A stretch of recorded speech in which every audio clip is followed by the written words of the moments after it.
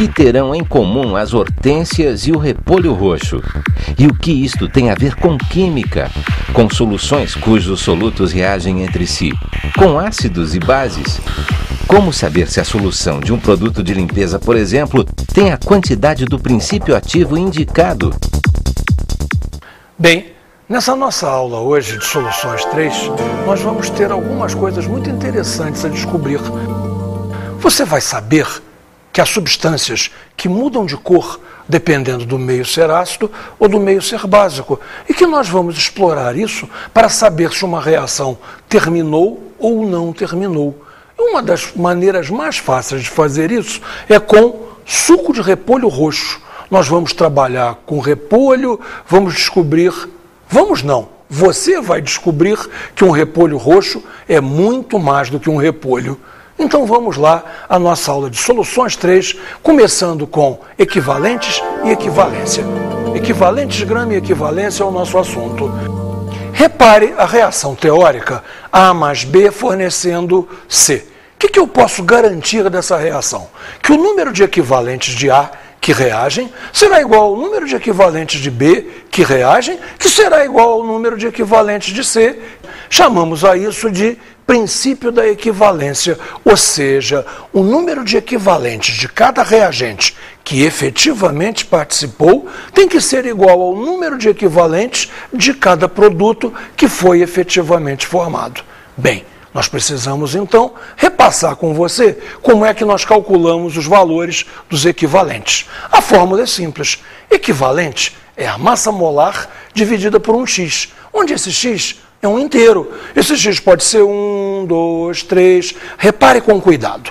Se esse x for 1, o equivalente é a própria massa molar. Se esse x for 2, é metade da massa molar. Se for 3, a terça parte da massa molar e assim por diante. Mas você deve estar se perguntando, mas que x é esse? Ah, esse x depende de substância para substância. Vamos começar com os ácidos. Repare, para os ácidos, o equivalente é a massa molar dividido pelo número de H+ desse ácido. Ou seja, o x é o número de H+ do ácido. Ficará absolutamente claro com exemplos. Repare o ácido nítrico. HNO3, um único hidrogênio, 63, que é a massa molar, dividido por 1, que dá, evidentemente, 63. A unidade é gramas por equivalente. São 63 gramas para cada equivalente de ácido nítrico. E outro exemplo, repare o ácido sulfúrico. No ácido sulfúrico, ele é um diácido, H2SO4, 2 hidrogênios ácidos. 98 é a sua massa molar, dividido por 2, 49 gramas por equivalente. Mais um exemplo, observe o ácido fosfórico. Ele tem 3 hidrogênios ácidos. Então, sua massa molar, 98, dividido por 3, aproximadamente 32,67 gramas por equivalente. Aqui eu tenho uma recomendação para te fazer. Se num exercício aparecer 98 sobre 3, que você percebe imediatamente que a conta não dá exata, não a faça.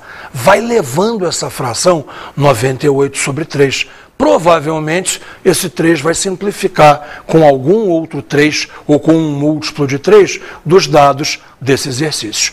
Tem uns ácidos meio complicados. Observe aqui. Existem 3 ácidos onde nem todos os hidrogênios são ácidos. Só lastimavelmente o jeito é guardar. H3PO2 é o ácido hipofosforoso, que é um monoácido. Observa, 3 hidrogênios, mas só um funciona, somente um hidrogênio ácido.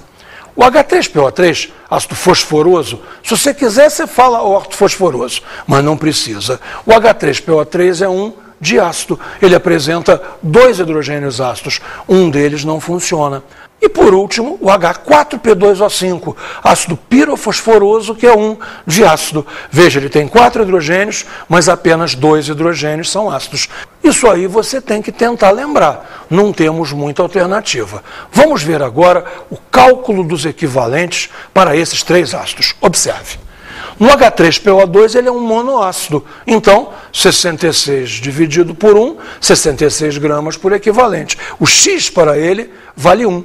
No segundo, que foi o H3PO3, ele já é um diácido, então 82 dividido por 2, 41 gramas por equivalente. O X é 2, ele é um diácido. E, finalmente, o H4P2O5 tem 2 hidrogênios ácidos, então 146 dividido por 2, 73 gramas por equivalente. Agora, me pergunta isso, esses ácidos são muito frequentes em exercício? Não, não são. São quase uma pegadinha. Na verdade, vamos torcer para que eles não apareçam nas nossas provas. Bem, vamos aos hidróxidos agora. Nos hidróxidos, o equivalente é a massa molar dividido pelo número de hidroxilas, pelo número de ânions OH- da fórmula de cada hidróxido. O primeiro exemplo clássico, hidróxido de sódio, NaOH, só tem uma hidroxila, 40 dividido por 1, 40 gramas por equivalente. O X vale 1. Observe o hidróxido de cálcio, CaOH2. 2 hidroxilas, o X é 2, 74 dividido por 2, 37 gramas por equivalente. Finalmente, tradicional também, o hidróxido de alumínio, AlOH3. 3 hidroxilas, 78 dividido por 3, 26 gramas por equivalente. Hidróxidos foi fácil. Vamos ver os sais. Sais tem uma fórmula mais esquisita um pouco, mas eu vou te mostrar que é fácil. Repare nos sais. Massa molar dividido pelo módulo, reparou as barrinhas do módulo? Módulo do número de oxidação, NOx, total, ou do cátion ou do ânion. Na verdade, você vai escolher se você quer usar o cátion ou o ânion. A soma final tem que dar a mesma. Se tem uma carga de mais 3, tem que ter uma carga de menos 3 para zerar. Então você escolhe o total do lado que você sabe.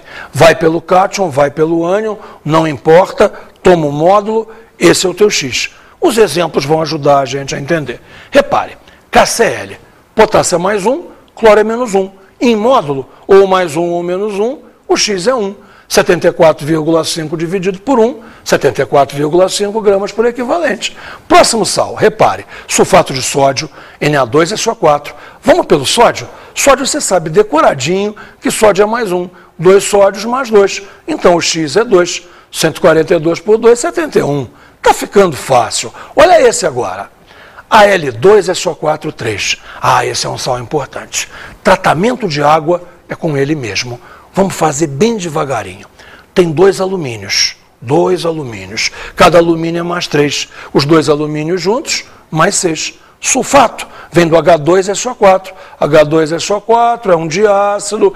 Então o radical SO4 é menos 2. Tem 3. 3 vezes menos 2, menos 6. E você escolhe o que te ficou mais fácil. Ou mais 6 ou menos 6. Em módulo é 6, 342 dividido por 6, 57 gramas por equivalente. Claro, precisamos praticar isso em exercícios, mas a ideia você está entendendo. Vamos então agora ver os equivalentes dos elementos. Elemento? Sim, elemento. Um hidrogênio, um oxigênio, um cálcio. É muito fácil. Veja só. O equivalente será a massa molar, que na verdade é a massa atômica, porque para elementos é igual, dividido pelo número de oxidação tomado em módulo. Claro que você não vai dividir nada por menos 1. Você vai dividir por 1 ou por 2, nunca pelo negativo. Observe os exemplos. Equivalente do sódio. Sódio não é mais 1. 23 dividido por 1, 23 gramas por equivalente. O próximo elemento é o cálcio. O equivalente grama do cálcio, 40 dividido por 2. Espera aí, por que é 2? É 2 porque o cálcio é um metal alcalino terroso, então você lembra que cálcio é mais 2. Então 40 dividido por 2, 20 gramas por equivalente. Próximo elemento, observe o alumínio. Alumínio sabemos que é mais 3. 27 dividido por 3, 9 gramas por equivalente. E aí? Como é que estão indo as coisas? Muito esquisito? Eu acho que não. Vamos então agora para o equivalente das substâncias simples, que está intimamente ligado ao equivalente grama dos elementos. Observe a fórmula. Numa substância simples, o equivalente é a massa molar pelo NOx tomado em módulo vezes a atomicidade. Será que você ainda lembra o que é atomicidade? Atomicidade é assim, oxigênio. Não é O2? Então o oxigênio é diatômico, tem atomicidade 2. Se fosse ozônio, ozônio é o A3. 3, atomicidade 3. Nos exemplos isso ficará bem claro. Observe. Primeiro exemplo, o O2. O2, atomicidade é 2. 32, 16 vezes 2, 32, dividido por 2 vezes 2. Por que 2 vezes 2? Uai, muito simples. O primeiro 2 é o NOx em módulo. O oxigênio é menos 2, tomado em módulo, 2. E o segundo 2? O segundo 2 é a atomicidade. O oxigênio é o A2. Então ficamos com 32 sobre 2 vezes 2, 32 dividido por 4, 8 gramas por equivalente. Isso é um dos equivalentes mais clássicos da química. O oxigênio, tanto faz CO, CO2, 8 gramas por equivalente. Vamos a um outro exemplo? Equivalente grama do H2. Esse é o outro clássico.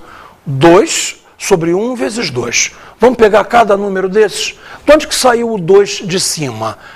Hidrogênio, a massa atômica é 1, vezes 2, 2. O 1 de baixo é o NOx, hidrogênio é mais 1, tomado em módulo, 1. E o outro 2 que está embaixo é a atomicidade, hidrogênio é H2. Resumindo tudo, 1 grama por equivalente. Esse é o segundo equivalente mais clássico da química. Aliás, não tem nenhuma precedência entre os dois. Os mais importantes, hidrogênio, 1 grama por equivalente. E oxigênio, 8 gramas por equivalente. Bem, podemos ir em frente. Agora veja o do ozônio. O do ozônio eu coloquei aqui, sabe para quê? Para você ver que vai dar a mesma coisa do que o do oxigênio. Não vai ter diferença. Repare cada número. O 48 de cima, o 2 de baixo, o 3 de baixo. Vamos ver cada um aonde saiu. 48. 3 oxigênios, 16 vezes 3, 48. O 2. O 2 é o módulo de menos 2. É o módulo do NOx. E o 3? Ué, não são 3 oxigênios? É a atomicidade. Então ficamos com 48 dividido por 6. 48 dividido por 6, chegamos outra vez aonde? 8 gramas por equivalente. Porque, afinal de contas, o ozônio é o oxigênio. Então, o equivalente tem que dar igual, tem que ser o mesmo, 8 gramas por equivalente. Vamos agora ver os equivalentes para os óxidos metálicos. A fórmula nos será muito familiar. Repare, o equivalente é a massa molar dividido pelo NOx total do cátion ou do ânion.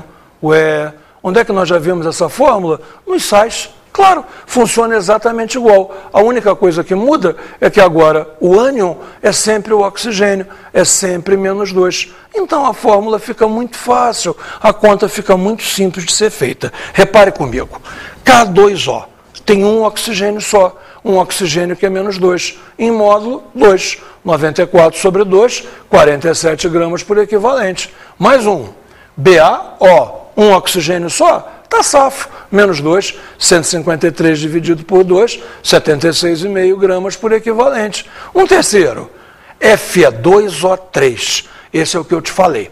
Tem 3 oxigênios, ótimo. 3 vezes menos 2, menos 6, em módulo 6. 160 dividido por 6 não vai dar conta exata. Repare lá quanto dá.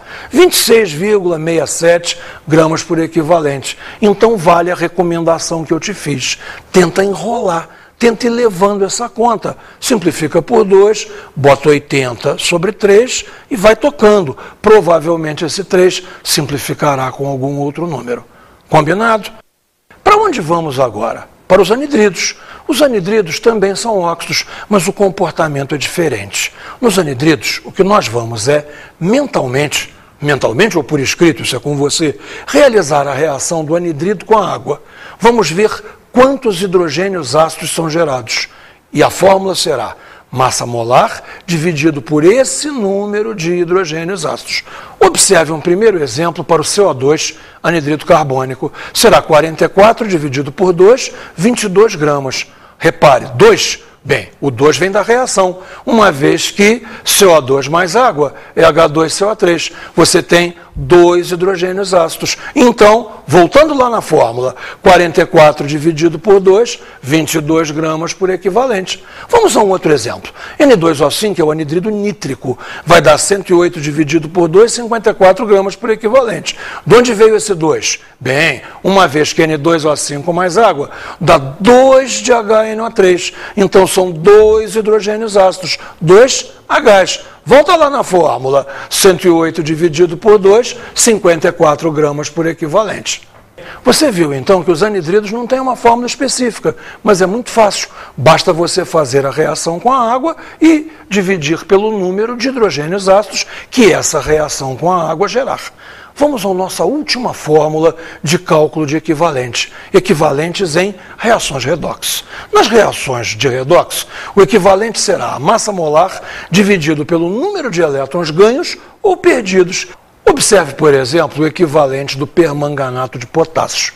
No permanganato de potássio, em meio ácido, o manganês, que é mais 7, cai para mais 2. Ocorre uma reação de redução, já que ele é um agente oxidante. De mais 7 para mais 2, temos uma variação de 5, ou seja, 158 gramas dividido por 5, 31,6 gramas por equivalente.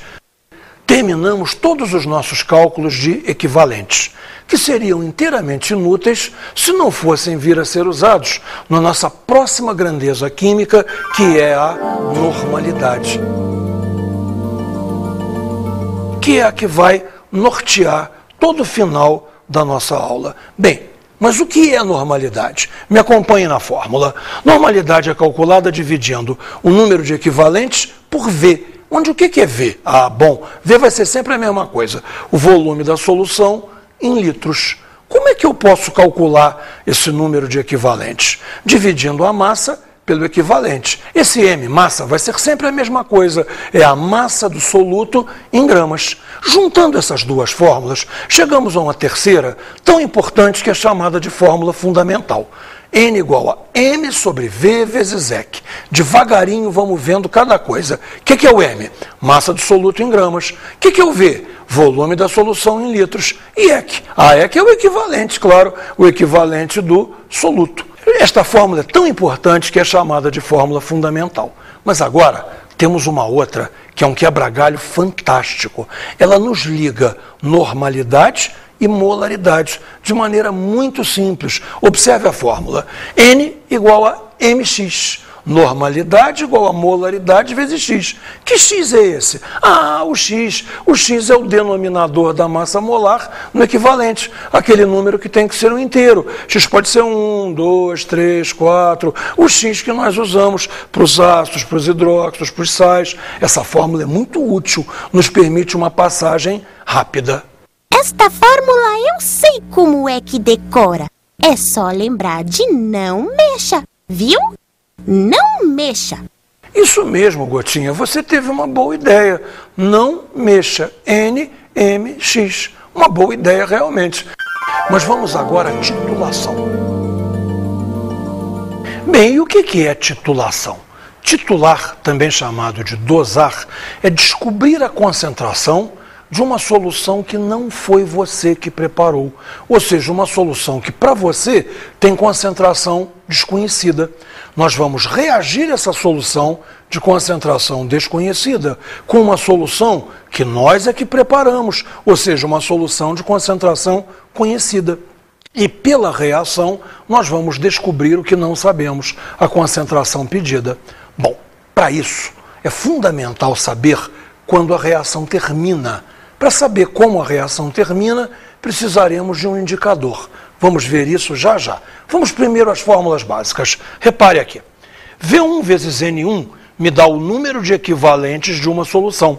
V2 vezes N2 me dá o número de equivalentes da outra solução. Se as soluções reagiram, o número de equivalentes tem que ser igual. V1N1 igual a V2N2. Se um desses termos for a incógnita, é facilmente descoberto. Agora, se uma solução reagir com um sólido, essa fórmula se afeta pouca coisa. V1 vezes N1 é o número de equivalentes da solução. Massa sobre equivalente é o número de equivalentes do sólido. E, novamente, se reagiram, o número de equivalentes tem que ser igual. Se um desses termos é desconhecido, se descobre facilmente por essa fórmula. Tá ok? São simples as fórmulas que nós vamos usar.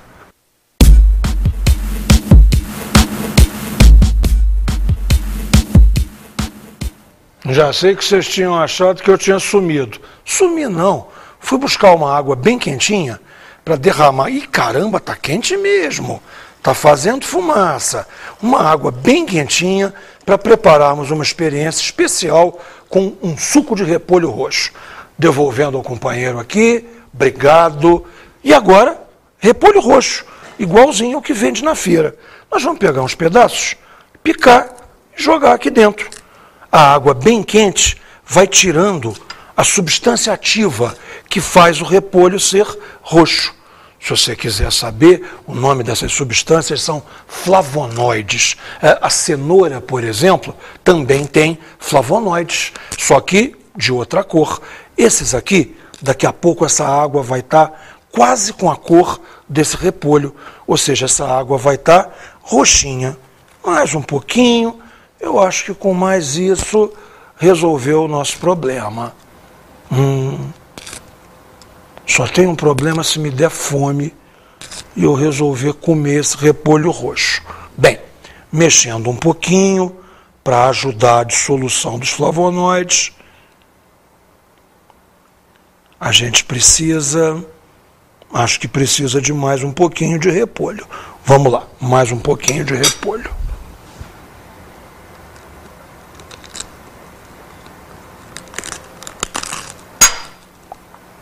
Desajeitado é comigo mesmo. Mais um pouquinho de folhas de repolho.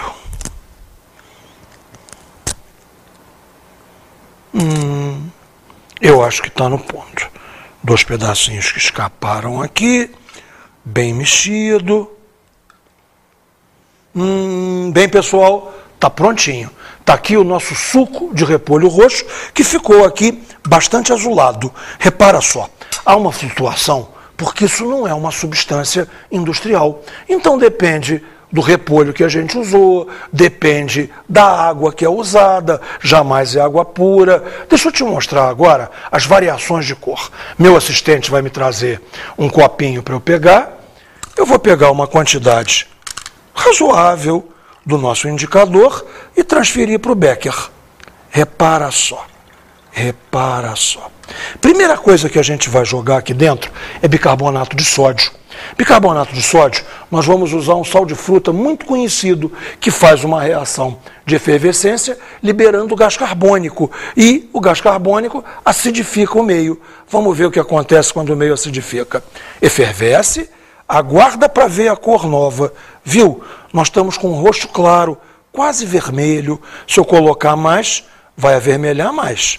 Efervescência, avermelhou mais ainda. Vamos para outra experiência. Repara só, pegar mais um pouquinho aqui do suco, jogar no Becker, novamente. Acho que eu preciso de mais um pouquinho. Mais um pouquinho e ótimo. Vamos colocar vinagre. Vinagre é mais ácido do que apenas. Logo, deveremos ver, veja lá, ele fica vermelho e conforme eu for acrescentando mais vinagre, a coloração se torna de um vermelho cada vez mais intenso. Aqui levemente ácido, aqui fortemente ácido e deixamos para o final uma demonstração mais dramática. O que acontece com uma base forte? Uma soda cáustica, por exemplo.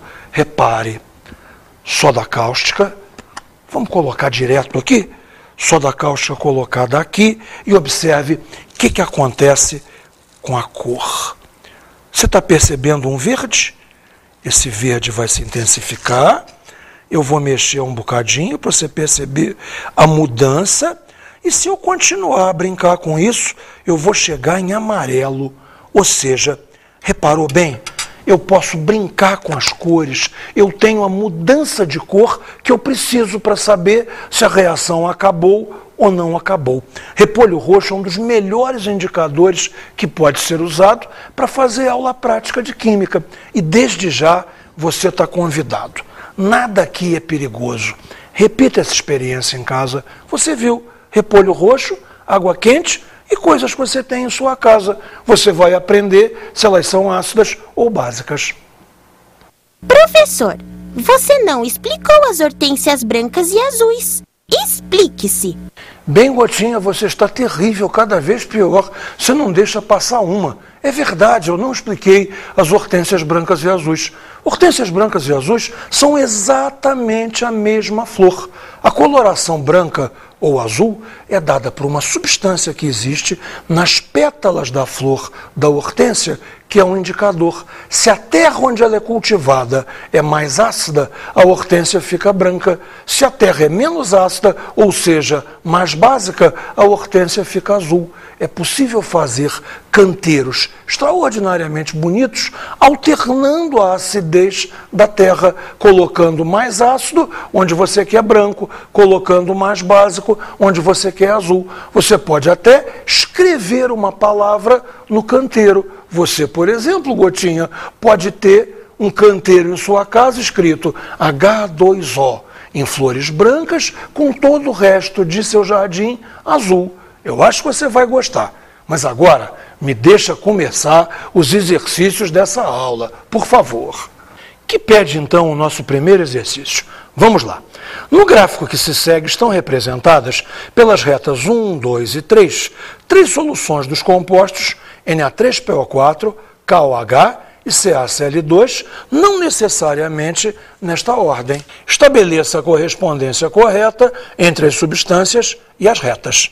Vamos resolver lindamente esse exercício, de maneira muito elegante. Repare, nos concentremos nas substâncias. KOH, hidróxido, uma única hidroxila. Hidróxido, uma única hidroxila, X igual a 1. Observe o detalhe do gráfico. Aqui eu tenho a molaridade. Aqui eu tenho a normalidade. Então, repare, se X igual a 1, quando a molaridade é 0,2, a normalidade é igual, é 0,2 também. Quando a molaridade é 0,4, X igual a 1, a normalidade é 0,4 também. Então, essa curva 1, essa curva 1 é correspondente ao KOH. Vamos agora para o CaCl2. Cloreto de cálcio. Cálcio mais 2. Em módulo, 2. X é 2. Vamos procurar, então, descobrir aonde que a normalidade é o dobro da molaridade. Repare aqui, se a molaridade é 0,2, a normalidade tem que ser o dobro, 0,4. Aqui, olha só, 0,2 com 0,4. Esta aqui é a curva 2. Então, a curva 2 é a do cloreto de cálcio. Evidentemente, sobrou para a última.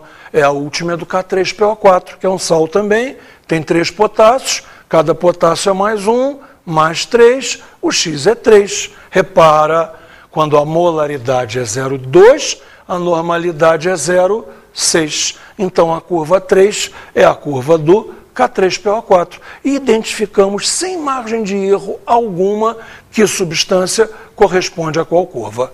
Valeu? Vamos a um outro exercício. Em um laboratório estão disponíveis 3 frascos com soluções de ácido sulfúrico. Os rótulos apresentam as seguintes informações. O primeiro frasco apresenta ácido sulfúrico em concentração 1 molar. O segundo frasco apresenta ácido sulfúrico em concentração 49 gramas por litro. E o terceiro frasco, ácido sulfúrico em concentração 1,5 normal. E o que queremos saber é o seguinte: qual o frasco que apresenta a solução mais diluída? Bem, se nós temos 3 frascos com 3 indicações de concentração em unidades diferentes, jamais vamos adivinhar qual é a solução mais diluída. O que devemos fazer? Passar todas as indicações para a mesma unidade de concentração. Como o nosso assunto foi normalidade, vamos usar a normalidade para todas. Observe, no frasco 1, a molaridade é 1, o X é 2. Lembra da gotinha do não mexa? Normalidade é igual a molaridade vezes X. 1 molar vezes 2, 2 normal, ou seja, 2 equivalentes por litro. No segundo frasco, 49 gramas por litro. Se eu tenho o equivalente do ácido sulfúrico, 49 gramas por equivalente, corta grama por 1 grama, o equivalente subiu, 49 morreu com 49, 1 equivalente por litro, ou seja, a solução é 1 normal. Finalmente, o frasco 3 já dava em normalidade, era 1,5 normal, ou seja, 1,5 equivalente por litro. Logo, os resultados que tivemos foram 2, 1 e 1,5. Quem é a solução mais diluída? A solução do frasco 2, a solução 1 normal. Perfeito, não foi nem difícil.